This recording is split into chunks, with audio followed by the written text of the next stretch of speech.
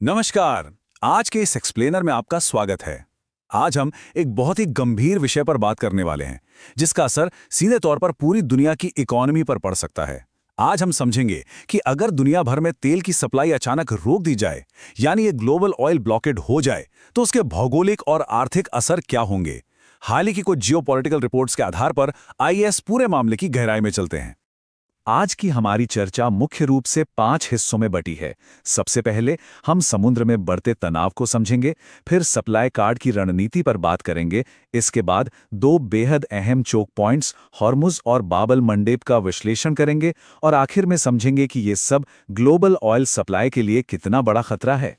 तो शुरुआत करते हैं पहले हिस्से से, राइजिंग मैरीटाइम टेंशन यानी समुद्री रास्तों पर बढ़ता तनाव। हाल ही में आई कुछ बेहद अहम रिपोर्ट्स इशारा कर रही हैं कि यमन के हूते विद्रोही और ईरान की आईआरजीसी दुनिया के सबसे अहम समुद्री रास्तों पर एक तरह का टोल सिस्टम या टैक्स लगाने पर गंभीरता से विचार कर रहे हैं। अब जरा सोचिए, अगर इन प्रमुख व्यापारिक रास्तों पर इस तरह का नियंत्रण स्थापित हो जाए तो इंटरनेशनल ट्रेड के लिए ये कितनी बड़ी सिरदर्दी बन सकता है। अब आते हैं दूसरे हिस्से पर, प्लेइंग द सप्लाई कार्ड यानी ऊर्जा आपूर्ति को दांव पर लगाना। इस पूरी रणनीति को समझने के लिए जरा ईरान की संसद के स्पीकर मोहम्मद बाकिर कालीबाफ के इस बयान पर गौर करते हैं। उन्होंने साफ तौर पर कहा है कि अमेरिका की नौसैनिक नाकाबंदी के जवाब में ईरान के पास सप्लाई कार्ड मौजूद है। सीधे शब्दों में कहें तो दुनिया की ऊर्जा जरूरतों को जानबूझकर एक रणनीतिक हथियार की तरह इस्तेमाल किया जा रहा है। दरअसल यहाँ दो बिल्कुल अलग रणनीतियों का आमना सामना हो रहा है। एक तरफ है सप्लाई कार्ड, जहां अहम समुद्री रास्तों और पाइपलाइनों पर कंट्रोल कर लिया जाता है, और दूसरी तरफ है डिमांड कार्ड, जिसमें अमेरिका जैसे देश ऊर्जा संकट से निपटने के लिए अपने ऑयल रिजर्व्स का इस्तेमाल करते हैं और खपत कम करने की कोशिश करते हैं। यह सप्लाई और डिमांड की जियोपॉलिटिक्स का एक एकदम क्लासिक उदाहरण है। आगे बढ़ने से पहले एक बहुत ही जरूरी टर्म को समझना होगा, समुद्री चोक पॉइंट। आखिर यह होता क्या है? आसान भाषा में समझे तो ये एक ऐसा संकरा भौगोलिक रास्ता होता है जहां से हर हाल में जहाजों को गुजरना ही पड़ता है, कोई और शॉर्टकट नहीं होता। इसकी वजह से बड़ी बड़ी नौसेनाओं की ताकत भी यहां सीमित हो जाती है, और ठीक इसी वजह से पानी के ये पतले से रास्ते दुनिया की पूरी अर्थव्यवस्था को हिलाने की ताकत रखते हैं। चलिए अब तीसरे और सबसे अहम हिस्से की तरफ बढ़ते हैं, द हॉर्मुज चोक पॉइंट। इस चोक पॉइंट की सबसे बड़ी खासियत क्या है? इसकी चौड़ाई। पारस की खाड़ी और ओमान की खाड़ी को जोड़ने वाला यह रास्ता सिर्फ 33 किलोमीटर चौड़ा है। जी हां, बस 33 किलोमीटर।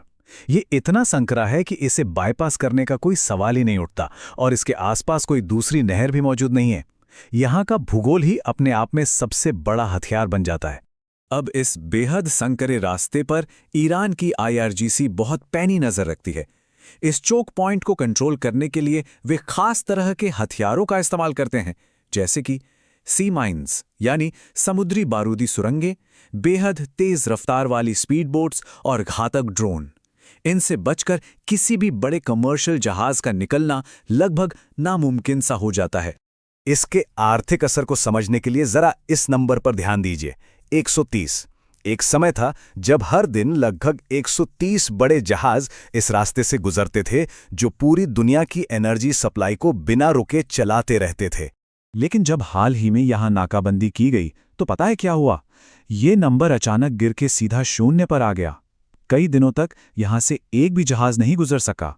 रिपोर्ट्स बताती हैं कि फिलहाल जहाज़ों को केवल बहुत ही सख्त शर्तों और नए टैक्स चुकाने के बाद ही यहां से निकलने दिया जा रहा है। ये ग्लोबल सप्लाई चेन पर एक बहुत बड़ा और सीधा प्रहार है। आइए अब बात करते हैं चौथे हिस्से की, बाब अल मंडेब, जो एक वैकल्पिक हथियार के रूप में उभरा है। इस पूरी रणनीति में जो बात सबसे ज्यादा हैरान करती है वो है इन दोनों लोकेशंस की दूरी। बाब अल मंडेब हॉर्मुज से करीब 1800 मील दूर है। ये लाल सागर को अदन की खाड़ी से जोड़ता है। अब जरा सोचिए, एक ही वक्त पर इतनी दूर मौजूद दो अलग अलग चोक पॉइंट्स को निशाना बनाना, ये एक बहुत ही सोची समझी और गहरे तालमेल वाली रणनीति है, जो एक साथ दोहरे खतरे पैदा कर रही है। और बाब अल मंडेब कोई आम जलमार्ग नहीं है। ये यूरोप, एशिया और मिडिल ईस्ट के बीच व्यापार की एक बहुत ही अहम लाइफलाइन है। दुनिया भर में तेल की जितनी भी सप्लाई होती है, उसका पूरे 12% हिस्सा सिर्फ इसी एक रास्ते से होकर जाता है। ये कोई छोटी मोटी बात नहीं है। अगर इन नई पाबंदियों और टोल टैक्स की वजह से ये रास्ता पूरी तरह से ब्लॉक हो जाता है, तो रिपोर्ट्स एक बहुत ही डराने वाला संकेत देती हैं। सऊदी अरब से एशिया की तरफ जाने वाला तेल निर्यात पूरी तरह से ठप हो सकता है। जाहिर है, एशियाई मार्केट्स के लिए ये एक बहुत बड़ा और खतरनाक झटका साबित होगा। और अब हम अपने एक्सप्लेनर के आखिरी हिस्से पर आते हैं, ग्लोबल ऑयल सप्लाई थ्रेट। इन सब में सबसे ज्यादा फिक्र की बात यह है कि इस गतिरोध का फिलहाल कोई अंत नजर नहीं आ रहा। कोई भी पक्ष पीछे हटने को तैयार नहीं दिख रहा। न तो नौसैनिक नाकाबंदी हटाई जा रही है और न ही टोल टैक्स की धमकियां रुक रही हैं। इस अनसुलझी स्थिति का सीधा सा मतलब है कि दुनिया के सामने एक ऐसा लंबा और पेचीदा ऊर्जा संकट खड़ा है जिसका कोई आसान हल मौजूद नहीं है। तो इस एक्सप्लेनर के अंत में हम सबको एक बेहद अहम सवाल पर गहराई से सोचने की जरूरत है। अगर कोई भी दूसरा रास्ता इन दोहरे समुद्री चोक पॉइंट्स का विकल्प नहीं बन सकता, तो हमारी ग्लोबल एनर्जी सिक्योरिटी का भविष्य आखिर कितना नाजुक है। अगर भूगोल के ये अहम रास्ते यूं ही बाधित रहे, तो दुनिया भर की उस सप्लाई चेन का क्या होगा जिस पर हमारा और आपका पूरा जीवन टिका है। इस गंभीर विषय से जुड़े हमारे इस एक्सप्लेनर में शामिल होने के लिए आपका बहुत बहुत धन्यवाद।